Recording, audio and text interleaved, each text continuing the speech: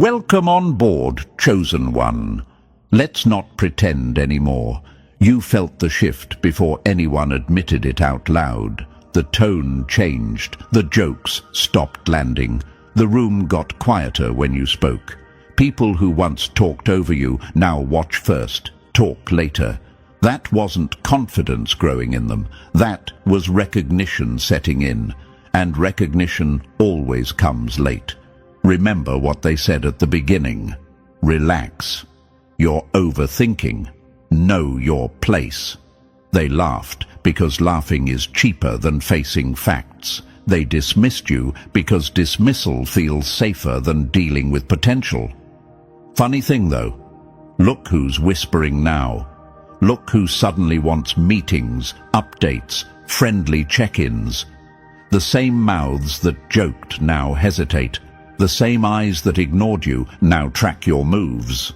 When they said, they'll burn out, you kept going. When they said, they don't have the backing, the universe cleared the path anyway. When they said, this won't last, it lasted long enough to scare them. Here's the part they never admit publicly. Someone noticed early, someone smarter than the rest, someone who understands patterns, not hype. When panic started spreading behind closed doors, they begged him to step in, to warn you, to slow you down, to save you from yourself. They framed it as concern, but concern doesn't sweat like that. They said, talk to them, please, tell them what's coming. He didn't argue, he didn't negotiate, he smiled. Not the friendly kind, not the fake encouragement smile, the kind that says, I already ran the numbers, the kind that says, you're late. When they asked if he could stop this, he gave them 2 words that landed heavier than any threat ever could. Too late. Not dramatic, not emotional, just accurate. Before we go further, pause for 1 second. If this message is landing where it's supposed to, press like and subscribe. Not for me, for the mission. That's how this signal gets stronger and how the right people keep finding it. Now back to the part that keeps them awake. You think this happened overnight. It didn't. This started years ago when you learned how to stay quiet while learning everything. When you watched people expose themselves just by talking too much. When you took losses that rewired you instead of breaking you. Most people collapse when plans fail. You adjusted. That difference matters more than talent ever will. They don't fear your noise. They fear your silence. They fear that you don't rush, that you don't explain, that you don't ask permission. You move like someone who already accepted the worst outcome and kept going anyway. That terrifies systems built on control. Look at history. Every shift starts the same way. The underestimated one works in plain sight, gets mocked, gets sidelined, gets advised. Then one day, the warnings flip. Suddenly it's, we should have listened. We didn't think they'd go this far. How did we miss this?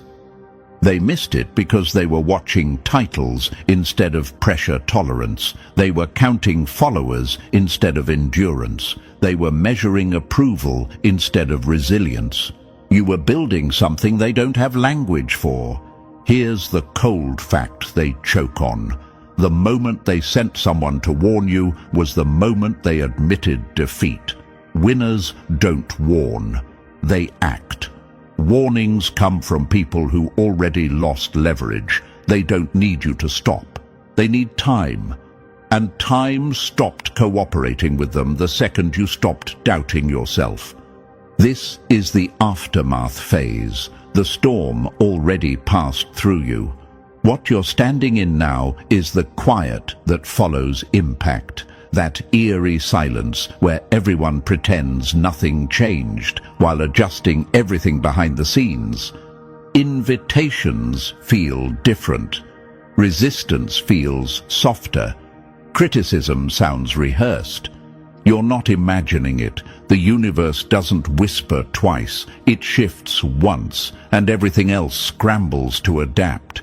They wanted you scared. You got calm. They wanted you confused. You got clear. They wanted control. You chose independence.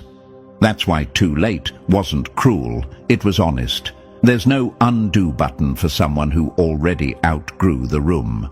No warning fixes a mindset that already crossed the line from survival to inevitability. This isn't a speech. This is confirmation. You're not becoming something. You already did. And the people begging for warnings are just trying to catch up to a story that moved on without them. Stay steady. Stay quiet. Let the universe finish what momentum already started. And it's good. Yes. Because now comes the part where weak attention drops off, and only the dangerous ones stay. Before we move forward, understand this. What you're about to hear isn't comfort. It's not motivation fluff. It's a sequence, a breakdown, a quiet autopsy of how things reach the point where people are begging for warnings and getting nothing but a smile in return. If you're still here, it's because something in you already knows this story isn't random. It's familiar, uncomfortably familiar. So do this with intent. Hit the like button and subscribe, not as a favor, but as a signal. A signal that you're not just watching, you're participating, that you're one of the few willing to stay when things stop being polite and start being honest. This isn't about numbers. It's about strengthening a message that was never meant for everyone. Now, listen closely. If you're really built for what's coming next, you'll feel it pulling you forward.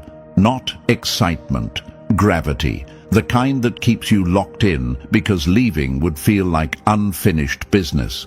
This next part breaks things down step by step, from the moment they underestimated you to the exact second it became too late to stop you. Drop a comment with 777 if you're ready to keep going. Not for luck, not for superstition, but as a quiet nod that you understand isolation, silence, and being underestimated were never punishments. They were preparation. Take a breath. We're done warming up. Now we go deeper, and this is where the truth stops asking permission. Number 1. When the warning comes in a friendly voice, it's already over. They don't warn what they can still control. That's the part they hate admitting. Let this land properly. People don't send messengers when you're the one in danger. They send them when they are, when systems fail, when plans crack, when predictions collapse. The first thing cowards reach for is a middleman, someone polite, someone familiar. Someone who can smile while delivering fear disguised as concern. That alone tells you everything. You didn't cross a line yesterday. You crossed it long ago. They just noticed. Ask yourself this: why now? Why not when you were struggling? Why not when you were isolated, confused, or barely holding it together? Back then, nobody warned you. Nobody rushed in to protect you from what was coming. They watched. Some enjoyed it. Some bet against you. Some quietly hoped you'd fold so they'd never have to deal with the version of you that survives pressure. They mistook your silence for defeat. That was mistake 1. Silence was you observing patterns while they exposed habits. They mistook your patience for weakness. That was mistake 2. Patience was you learning timing while they rushed for comfort. They mistook your withdrawal for surrender. That was fatal.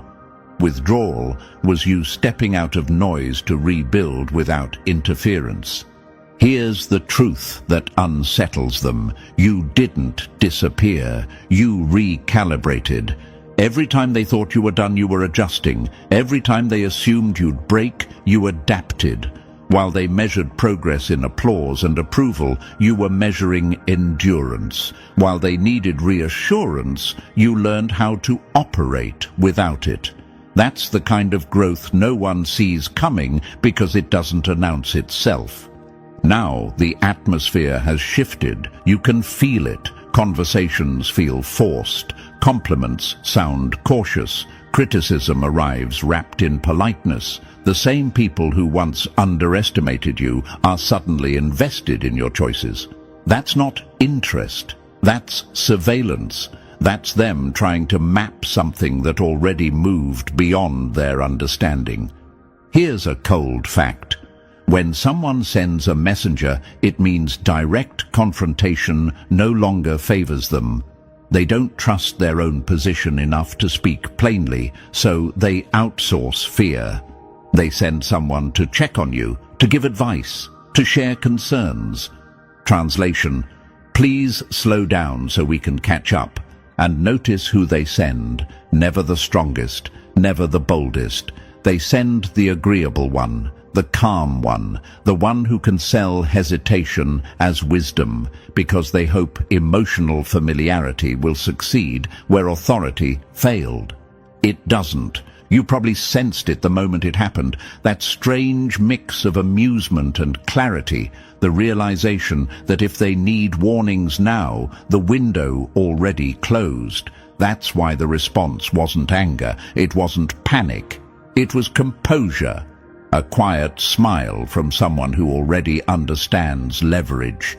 They ask themselves questions they'll never say out loud. When did this happen? How did they change without us noticing? Why didn't pressure break them? The answers make them uncomfortable, so they stop digging. It's easier to believe you got lucky than to accept you evolved under conditions that would have erased them. Think of every story where the underestimated one survives long enough to become unavoidable. It always follows the same arc. Ridicule, dismissal, isolation, silence, then panic, then warnings. The warning phase is always the tell. It's the moment fear stops pretending to be confidence. And here's what the chosen ones need to hear clearly. If they're warning you now, it means you no longer need warnings. You already passed the point where advice applies. You've seen what happens when you listen to people who never walked your path. You've felt what it costs to doubt yourself, to keep others comfortable. That phase ended. They're not afraid of what you'll do to them directly. They're afraid of what you represent. Proof that their rules aren't absolute, that their hierarchy isn't permanent, that someone can endure without approval and still win. You're evidence that their system leaks. So when they say, "We're just worried about you," hear what's underneath. "We're worried about losing control." When they say, "Maybe slow down," hear it clearly. We need time to adjust. When they say, "This could end badly," translate it accurately. This already did for us. And the most brutal part, you didn't even do this to them on purpose. You did it by refusing to collapse, by staying consistent, by choosing growth over validation, by letting the universe respond to momentum instead of noise. That's why the smile mattered. Not arrogance, recognition. Recognition that this phase can't be undone. You can't warn someone who already survived the worst version of the story. You can't scare someone who made peace with isolation. You can't stop someone who learned to move without permission. The messengers didn't come to save you. They came to save themselves. And the moment they realized it was too late wasn't dramatic. It was quiet. The kind of quiet that settles when people finally understand they're no longer ahead of the curve. They're behind it. This isn't about revenge, it's about position. You're no longer reacting, you're the reference point, and once that happens, warnings stop mattering. They should have spoken earlier. They should have paid attention sooner. They should have understood silence better. Now all they have left is hindsight and hope. You moved past both. Number 2. The room went quiet because power just left it. Fear always holds meetings. Confidence never needs one. Picture this clearly, because this actually happened somewhere, somehow, in one form or another. A room, closed doors, phones face down, voices lowered like secrecy can still protect them. They called it a discussion, a check-in, a moment of alignment. That's cute. It was panic dressed in professional language. Panic wearing clean clothes and pretending it still had options. This is what they do when reality starts moving faster than their control. They gather, they circle up, they reassure each other with phrases like, "Let's be proactive," and "We still have time." Nobody says the real sentence out loud. We didn't think it would get this far, because admitting that would mean admitting they misjudged you from the start. Someone in that room said your name carefully, like it might bite. Someone else sighed and said this was getting out of hand. Another tried to downplay it, insisting you were still manageable, still predictable, still reachable. That's always the phase before collapse. Denial with a clipboard. They weren't worried about you losing control. They were worried about losing theirs. Imagine a group of people standing around a dam they ignored for years, suddenly noticing cracks. Nobody wants to admit they skipped maintenance, so they argue about paint colors while water starts seeping through. That's what that meeting was. Cosmetic concern over structural failure. They dressed their terror up as care, called it intervention, said things like, "We should talk to them before this escalates." As if escalation hadn't already happened, as if you hadn't already moved beyond the version of yourself they were comfortable managing, as if time still listened to them. Here's the part they didn't plan for. One person in that room wasn't panicking. He wasn't scrambling for solutions. He wasn't talking. He was watching who spoke first, watching who avoided eye contact, watching how quickly authority dissolved into anxiety, because experience teaches you this. When power starts leaking, noise increases. He knew something they didn't want to hear.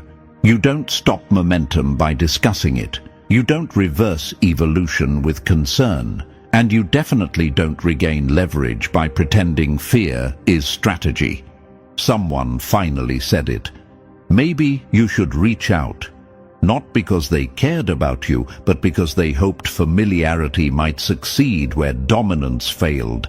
They needed a messenger, someone who could approach you without triggering resistance, someone who could soften the truth, maybe slow you down, maybe plant doubt. That's when they looked at him, and that's when the room started losing heat.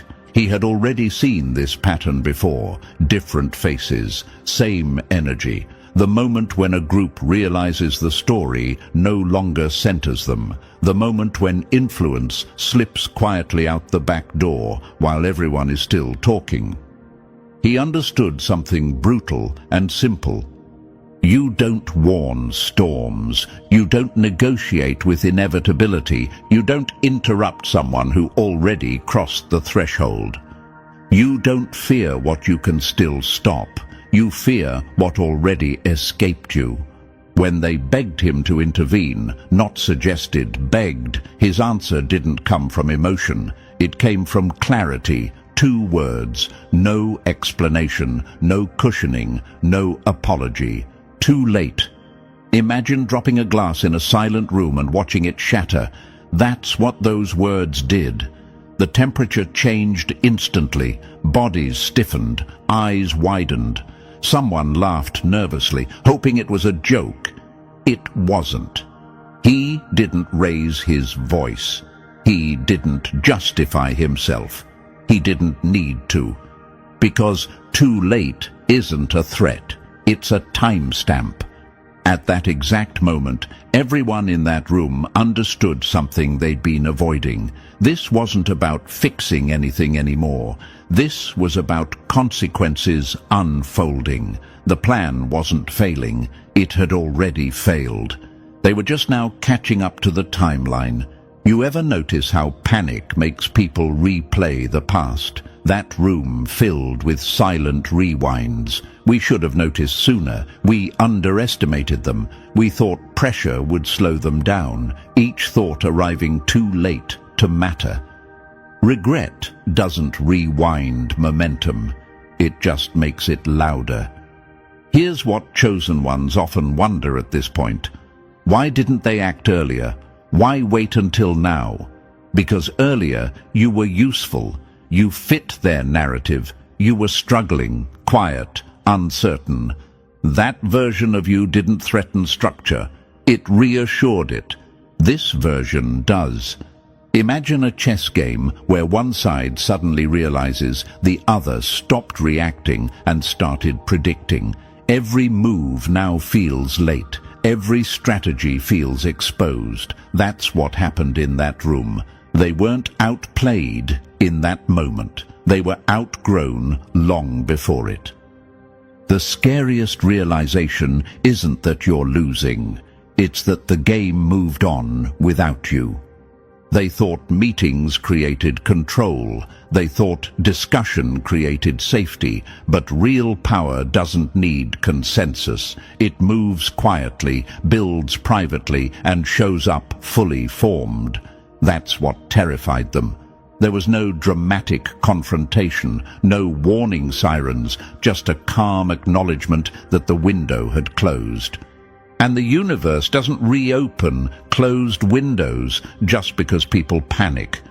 You didn't do anything wrong. That's what makes this so uncomfortable for them. You didn't attack. You didn't demand. You didn't announce. You simply kept going when others would have quit. You stayed consistent when applause disappeared. You grew in isolation when validation was removed. Imagine planting roots underground while everyone else argues about leaves. By the time the tree shows, it's already too late to move it. That's why that meeting ended the way it did, not with decisions, but with silence. The kind of silence that follows realization. The kind where people finally understand they're no longer early. They're observers. Silence isn't absence. Sometimes it's the sound of control changing hands. They left that room knowing one thing for sure. Whatever they thought they could manage, influence or redirect was already beyond reach. The messengers were too late. The concern was too late. The fear was right on time, but useless. And you didn't even need to be there. That's the final insult they'll never admit. The shift didn't require your presence. It happened because of who you became when nobody was watching, because you learned to move without permission, because you stopped waiting for acknowledgement. The meeting where they panicked wasn't about you anymore. It was about them realizing the story no longer asks for their input. And once that realization hits, there's nothing left to say. Number 3, you didn't evolve loudly. You evolved where they can't see. They tracked the surface and missed the shift underground. This is where they lost you completely. They expected your transformation to be obvious, loud, emotional, documented, something they could chart, label, and explain to each other so they'd feel safe again. They were watching for explosions, breakdowns, dramatic exits. They thought growth would announce itself like a headline. It didn't. You didn't get bigger on the outside. You got different on the inside.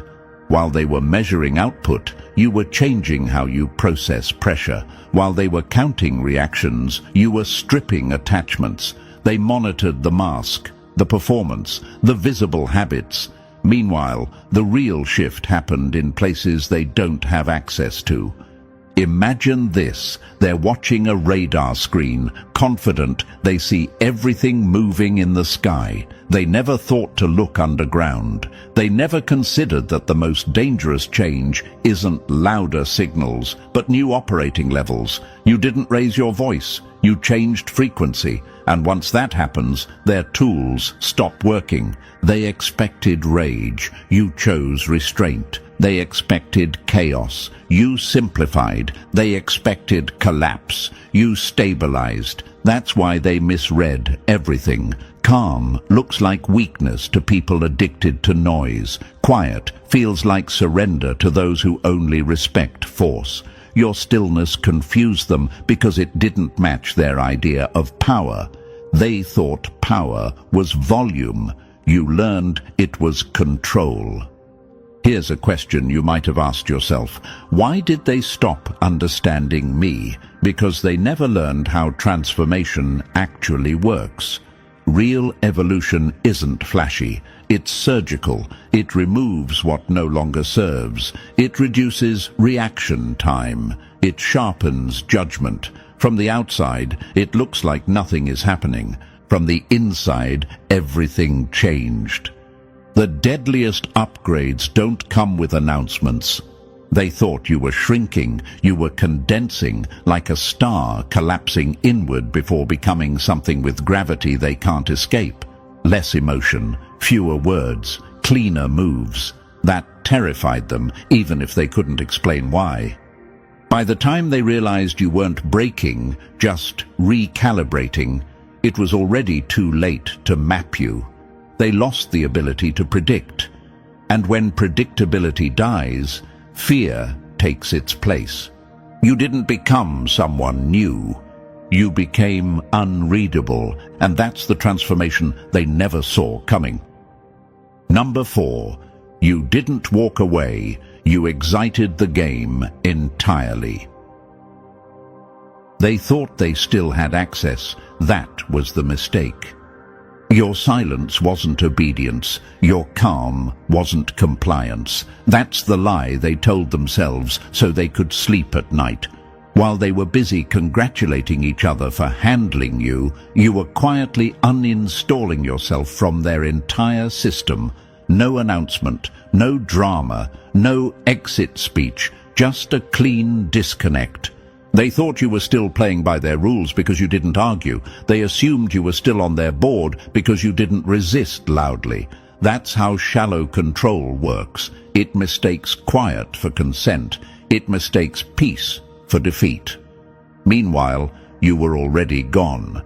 Imagine a chess player who stands up, leaves the table, and walks into a different room while the opponent keeps making moves, convinced they're still winning. That's what happened here. You didn't flip the board. You didn't knock pieces over. You simply stopped existing inside their framework. The most powerful move is leaving without explaining.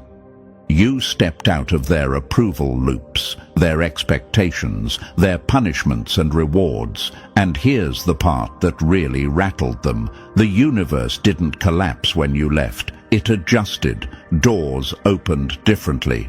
Timing started favoring you. Situations bent instead of blocked. People responded without being prompted. That's when panic set in. They couldn't categorize it. You weren't rebelling, so they couldn't label you a threat the usual way. You weren't failing, so they couldn't dismiss you. You weren't asking, so they couldn't control you. You became an error in their system, an outcome that didn't match inputs. You might have wondered, why does everything feel lighter now? Because you're no longer dragging dead weight from structures that needed you smaller. Systems always resist until they realize resistance costs more than accommodation. That's when reality rearranges itself quietly. When you leave the cage, the bars don't disappear. They just stop being yours. They noticed too late. Not when you left, but when results started following you without permission. That's what scared them. You didn't escape loudly, you escaped completely. And there's nothing more dangerous than someone you can't place back where they came from. Number 5. He saw what they're afraid to admit about you. You didn't recover from the damage. You learned how to run on it. This is the part they can't sit with. This is why conversations stop when your name comes up. He knows something about you that breaks their coping stories. You didn't just survive what they put you through. Survival would have left you bitter, loud, stuck, explaining yourself forever. You did something worse for them. You metabolized it. Every betrayal, every quiet setup, every time they left you hanging and hoped you'd crumble, you processed it like fuel. No drama, no public meltdown. It went straight into your system and came back as clarity. That's not healing the way they understand it. That's conversion. That's turning damage into efficiency. Imagine this. 2 people touch fire. One spends life avoiding heat. The other learns how to forge steel. That's the difference they missed. They thought pain would make you fragile. It made you precise. Some people heal to feel better. Others heal to become unstoppable. They expected anger. They waited for revenge. They assumed you'd need closure, apologies, explanations. That's how they measure growth. But you outgrew all of that. You didn't forgive to free them. You detached to free yourself. That's a level most people never reach, and it terrifies those who rely on emotional hooks. You might have noticed it yourself, the moment when rage stopped motivating you, when proving a point felt unnecessary, when even winning against them felt small. That wasn't numbness, that was graduation. Here's the truth they can't handle. Indifference isn't weakness, it's finality. Anger keeps you tied. Indifference cuts the rope. They can't manipulate someone who doesn't need validation. They can't threaten someone who already made peace with loss. They can't provoke someone who no longer reacts. You don't seek revenge because you don't need it to feel powerful. He saw that early. He saw you weren't carrying wounds anymore. You were carrying leverage. And once someone understands that, they also understand why warnings don't work on you. Because you're not running from the past, you're running on it. Number 6. You found the exit. They don't want anyone to know exists. The most dangerous thing you can realize is that participation was always optional. This is the secret they pray never spreads, because once it does, their entire structure collapses quietly. You figured out something they depend on people never noticing. You can opt out. No rebellion, no confrontation, no dramatic showdown, just a clean refusal to keep playing games that were never designed for you to win. They built hierarchies, rankings, approval ladders, and invisible rules, assuming everyone would keep chasing the same carrots. Status, validation, permission. You stopped chasing, and the moment you did, their grip loosened without a fight. Imagine a casino where one player stands up mid-game, cashes out and walks away while everyone else keeps betting harder, convinced the next hand will save them. That's you. You didn't beat the house. You exposed it by leaving. You can't control someone who doesn't need your scoreboard. You realize their opinions don't touch reality. They only echo inside the rooms they control. Outside those rooms, they're just noise. Once that clicked, you became unreachable. Not emotionally, structurally. They can't punish what doesn't report to them. They can't reward what doesn't ask. They can't threaten someone who already left the field. You might have asked yourself, Why do they still talk about me if I'm gone? Because systems panic when someone exits without permission. It reveals the illusion. If one person can leave and still thrive, others might notice the door too. Think of it like unplugging from a machine that only works if everyone stays connected. The moment one wire disconnects and still functions, the machine looks fragile. That's what scares them.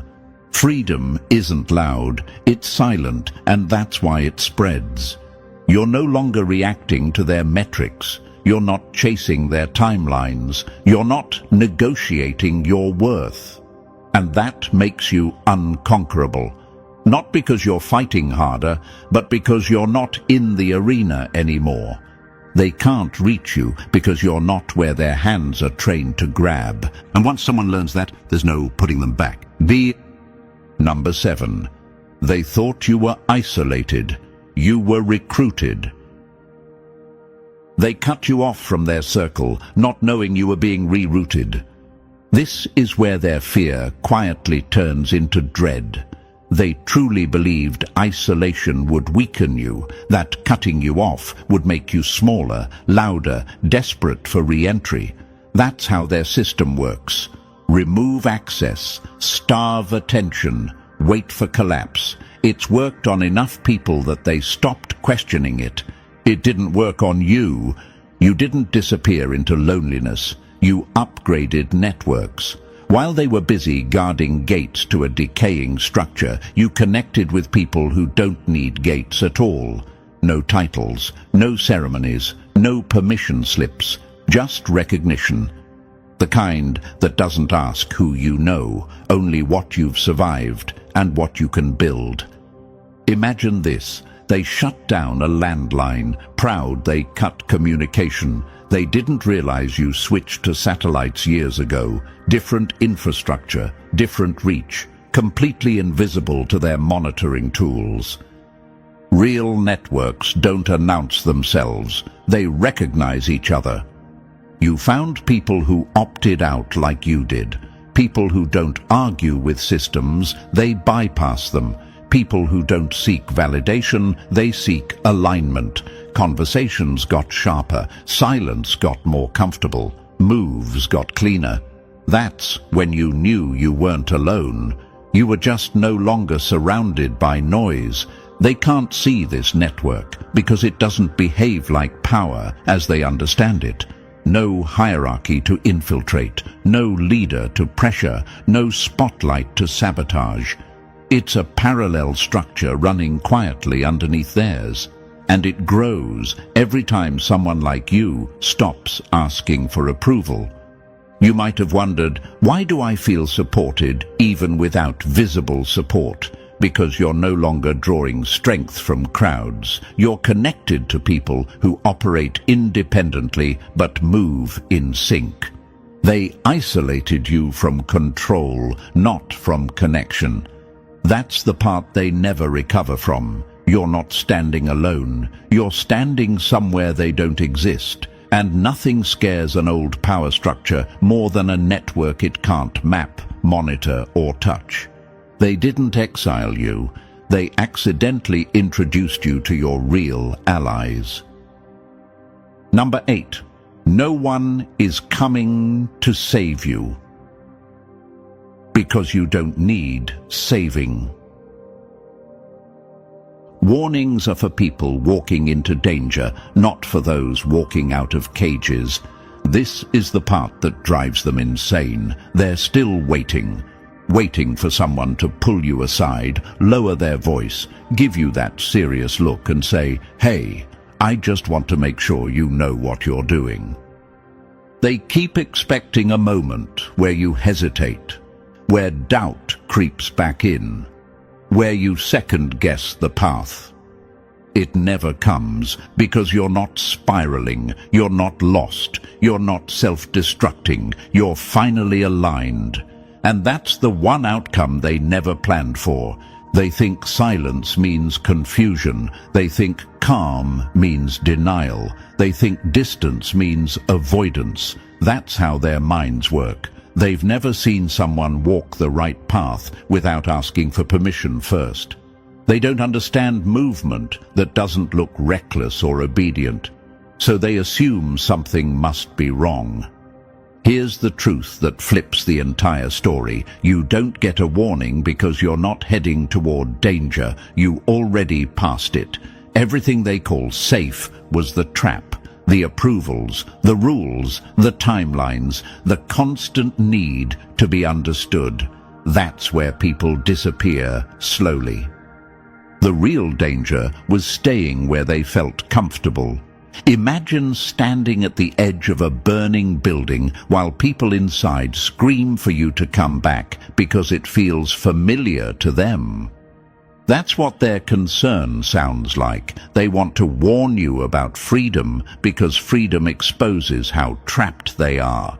They keep waiting for someone to stop you, but nobody steps in because anyone who actually sees clearly knows this can't be undone. You don't interrupt someone who finally chose themselves. You don't warn someone who's already immune to manipulation. There's no warning coming because the warning already happened and you listened. And here's the final twist they can't swallow. The warning was never meant for you. It was for them, a signal that their influence expired, that their system no longer reaches you, and nobody's delivering that message out loud because reality already did. You're not being reckless, you're being precise, and that's why the silence stays. Number 9. They're arguing in a burning room while you're already outside. You don't abandon sinking ships by debate. You leave them to the water. This is where the split becomes permanent. They're still inside their collapsing world, talking in circles, repeating the same ideas louder, hoping volume will fix decay. Same beliefs, same rules, same recycled advice passed around like wisdom. Every conversation exists only to reassure each other that nothing needs to change. Meanwhile, you're already gone. They mistake silence for absence. It's not. It's completion. Everyone who evolved past their system isn't interested in waking them up, saving them, or arguing facts. You can't debate someone out of a structure they emotionally depend on. So you don't try, you build elsewhere. Imagine people rearranging furniture on a ship that's taking on water, convinced the problem is placement, not the hole in the hull. That's them. Meetings, think pieces, long explanations, emergency optimism. None of it stops the flood. When a world starts collapsing, those who see it early don't warn. They relocate. You might have wondered why nobody ever comes back to explain things properly. Why no one tries one last time to convince them. Because explanation is wasted energy when gravity already chose sides. The people who moved on aren't arrogant. They're efficient. You're part of that quiet migration. The builders, the ones who don't announce departures or victories. You don't need agreement to move forward. You don't need permission to create. You're not fueled by proving them wrong. You're fueled by momentum. They're stuck reinforcing beliefs that only make sense inside their echo chambers. Outside of it, those beliefs don't function. That's why they feel so aggressive now. When ideas stop working in reality, people start defending them emotionally. Echo chambers get louder as reality gets quieter. You're not heartless for leaving them behind. You're accurate. You saw the trajectory and chose not to sink with it. While they argue about what went wrong, you're already operating in what's next. Nobody's coming back to convince them, and that's not cruelty. That's evolution moving forward without waiting for consensus. Number 10. No one tells a force of nature to calm down. You don't warn what's working, you study it. Here's the final reality they're forced to swallow. No one is coming to tell you to stop. Not because people are scared to speak up, but because there's nothing to correct. Who's going to warn you that you're becoming too free, too independent, too self-directed? That sentence doesn't even make sense outside a collapsing system. Warnings exist to prevent damage. You're not causing damage, you're producing results. The only people capable of understanding what's happening to you are the ones who already escaped the same traps. And notice something important: they're not pulling you back. They're not slowing you down. They're nodding, quietly, with recognition, because they know what this stage looks like from the inside. Imagine trying to stop a river that finally broke through a dam. You don't stand in front of it and lecture water about responsibility. You step back and take notes. That's what's happening now. You're no longer a problem to solve. You're a pattern to observe. When growth stops being chaotic, it stops being questioned. You might have wondered, why isn't anyone intervening anymore? Because intervention only works on people who are unsure. You're not drifting, you're deliberate, your choices are cleaner, your energy is stable. You're not chasing approval or reacting emotionally. There's nothing to grab onto. That's why the warnings dried up. You're not breaking rules anymore. You're operating beyond them. And systems don't warn what they can't reach. They archive it, study it, try to reverse engineer it for the next generation. You're not a rebel. You're a blueprint. That's the shift that seals it. You went from being monitored to being referenced, from being doubted to being quietly respected, from being underestimated to being used as an example, even if they'll never say your name out loud. No one tells you to stop, because stopping would mean undoing proof that this path works, that opting out works, that independence doesn't lead to collapse, but clarity. You're not a warning sign on the road. You're the map people wish they had earlier. Number 11. They don't fear your failure. They're terrified of your proof. Nothing scares control more than success it didn't authorize. This is the fear they never say out loud. They didn't want you destroyed. That would have been easy to explain. They wanted you paused, redirected, softened. They wanted an intervention, a rescue story, a neat little moment where someone pulls you back into something familiar and manageable. That moment never came. Because you don't need saving. You needed space. And once you got it, everything they hoped wouldn't happen started happening anyway, quietly, cleanly, without their fingerprints on it. Imagine watching someone walk away from a burning building you insisted was safe, then seeing them thrive in fresh air while you're still coughing inside. That's what your success feels like to them. Not inspiring. Exposing. It proves they were wrong about the rules, the risks, and the limits they swore were real. Failure can be blamed. Success rewrites the story. They're horrified not because you're powerful, but because you're untouchable. They can't slow you down with doubt. They can't bait you with approval. They can't threaten you with exclusion. You already lived without them and discovered nothing essential was missing. You might have noticed something strange. Fewer opinions, less resistance, less feedback altogether. That's not peace. That's distance. They can't even see the real you anymore because the version they understood doesn't exist. You evolved out of their frame. Think of trying to stop a train after it's already left the station by arguing with the tracks. That's their position now. No leverage, no access, just observation mixed with regret. The scariest success is the kind that doesn't look back. They can't stop it, they can't slow it, and they can't follow, because doing so would mean admitting everything they built was smaller than they claimed.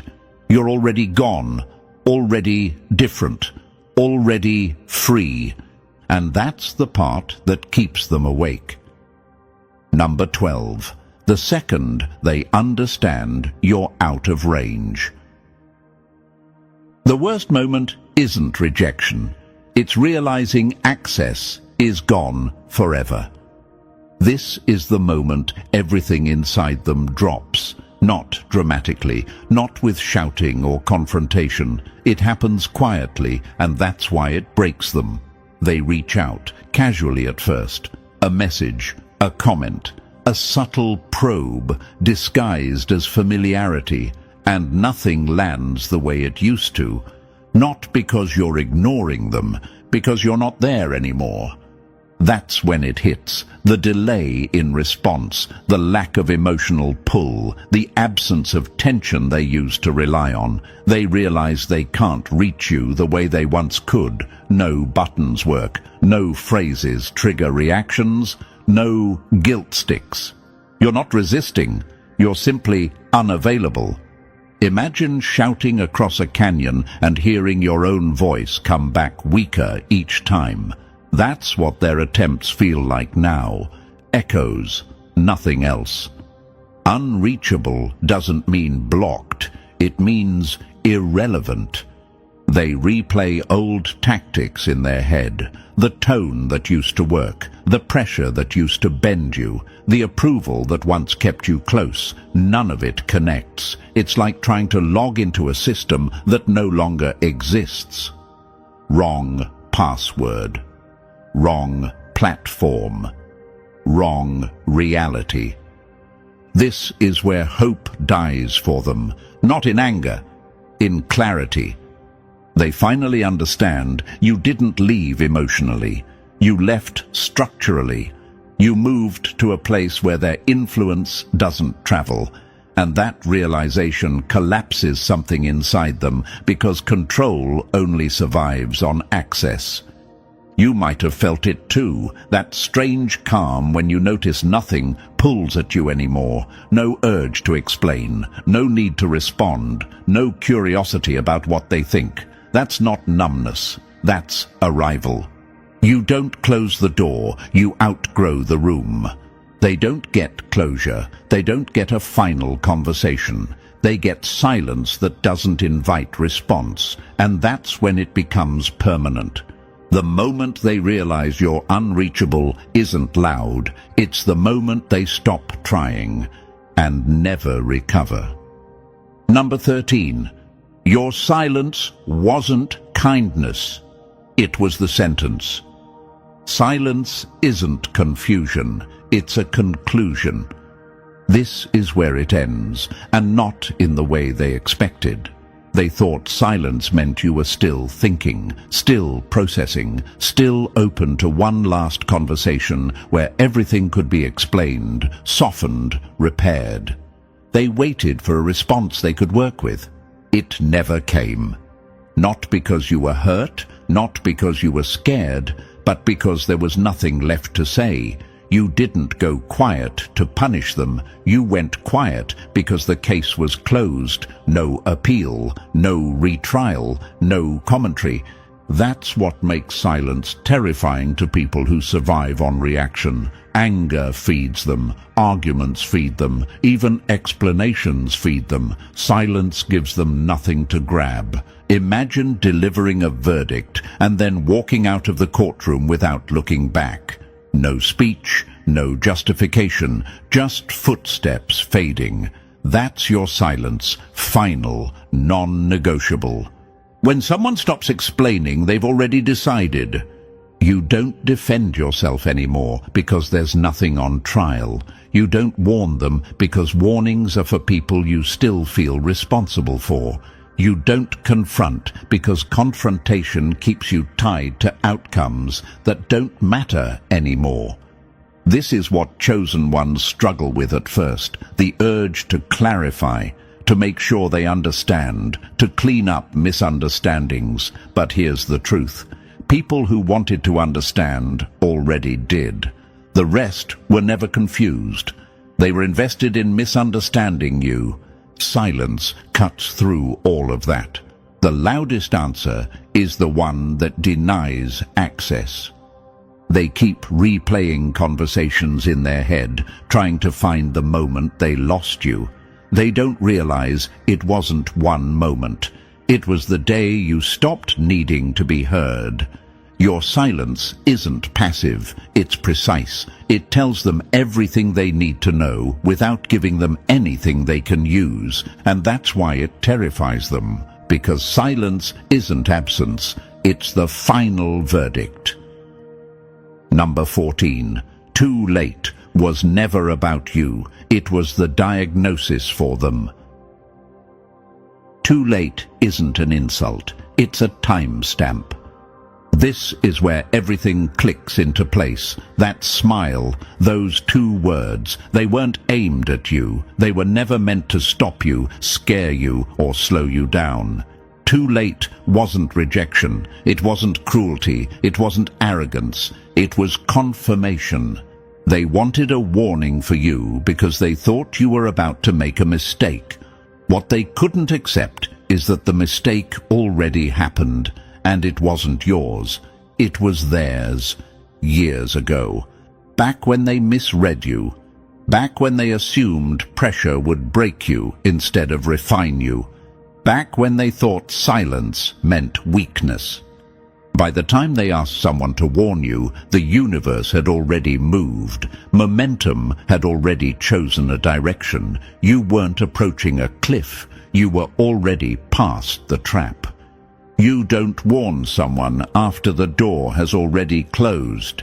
That's why the words landed the way they did. Flat, calm, final, not emotional, not dramatic, because nothing was unfolding anymore. It had already unfolded. They were just late to the realization. You don't feel victorious because you defeated them. You feel calm because you're done proving anything. There's no adrenaline here, no revenge fantasy, just clarity, the kind that settles when effort aligns with reality. The warning they wanted for you was actually meant for them, a warning that their influence expired, that their timing was off, that their system no longer applied, and the universe already delivered it, quietly, without asking for their permission. Inevitability doesn't argue, it arrives. That's why there's nothing left to say. No celebration, no explanation, no closing speech. Just movement forward. Too late wasn't a threat. It was the moment the story stopped needing them. And you don't rush. You don't look back. You continue, already free. And now we close this, not with noise, but with certainty. Everything you just heard wasn't meant to hype you up. It was meant to settle you. The shift already happened. The warnings came late. The doors closed quietly. What's ahead doesn't need approval, explanation, or permission. You're already moving in the direction the universe cleared long ago, and nothing behind you can reach that far anymore. If this message resonated, like the video, subscribe, and drop 777 in the comments to mark that you're staying the course. Share this with someone who needs the reminder. This chapter is finished.